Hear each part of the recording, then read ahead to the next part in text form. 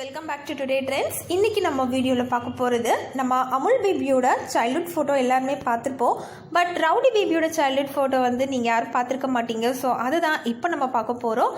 அதுக்கு முன்னாடி நீங்கள் இன்னும் டுடே ட்ரெண்ட்ஸ் சேனலை சப்ஸ்கிரைப் பண்ணலைன்னா பண்ணிடுங்க. மறக்காமல் பக்கத்தில் இருக்கிற பெல் ஐக்கானையும் சேர்த்து கிளிக் பண்ணுங்கள். அப்போ தான் இது போன்ற பல ட்ரெண்டிங்கான சுவாரஸ்யமான தகவல்களை நீங்கள் உடனே பெற முடியும். வாங்க வீடியோக்குள்ளே போகலாம். ஜீ தமிழில் டெலிகாஸ்ட் ஆகிற சீரியல் தான் சத்யா சீரியல். சத்யா சீரியல் அப்படின்னாலே நம்மளோட ஞாபகத்துக்கு வர்றது Amul baby and rowdy baby தாங்க.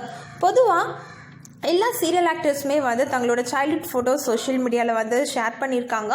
பட் நம்ம ரவுடி பேபி இது வரைக்கும் எந்த ஒரு ஃபோட்டோவும் அந்த மாதிரி ஷேர் பண்ணது இல்லை. பட் அமுல் பேபி ஷேர் பண்ணியிருக்காங்க, குள்ளபூதம் ஷேர் பண்ணியிருக்காங்க. பட் ரவுடி பேபி இது வரைக்கும் எதுவும் ஷேர் பண்ணதில்லை.